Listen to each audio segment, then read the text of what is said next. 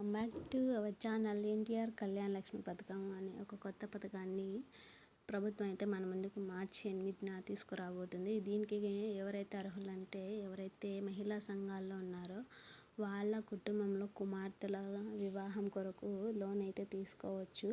10,000 నుంచి 1,00,000 వరకు ఇస్తారు. పావలా వడ్డీ మాత్రమే చెల్లించాలి. దీన్ని 48 వాయిదాలలో చెల్లిస్తే సరిపోతుంది. దీనికి కావాల్సిన డాక్యుమెంట్స్ ఏంటంటే లగ్న పత్రిక, పెళ్ళికి సంబంధించినటువంటి వివాహ పత్రిక అండ్ ఖర్చు ఎంత అవుతుంది అనేది అంచనా వేసి ఆ ఖర్చుకు సంబంధించి ఒక కాగితం అని సమర్పిస్తే సరిపోతుంది. తర్వాత మనకి బ్యాంక్ అకౌంట్లో డబ్బులు అనేటివి 48 గంటల్లోగా జమ అవుతాయి.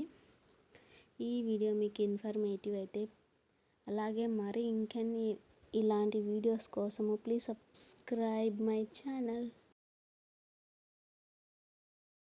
Back to our channel. NTR Kalyana Lakshmi పథకం అనే ఒక కొత్త పథకాన్ని ప్రభుత్వం అయితే మన ముందుకు మార్చి 8న తీసుకురాబోతుంది. దీనికి ఎవరైతే అర్హులంటే ఎవరైతే మహిళా సంఘాల్లో ఉన్నారో వాళ్ళ కుటుంబంలో కుమార్తెల వివాహం కొరకు లోన్ అయితే తీసుకోవచ్చు. 10,000 నుంచి 1,00,000 వరకు ఇస్తారు. పావలా వడ్డీ మాత్రమే చెల్లించాలి. దీన్ని 48 వాయిదాలలో చెల్లిస్తే సరిపోతుంది.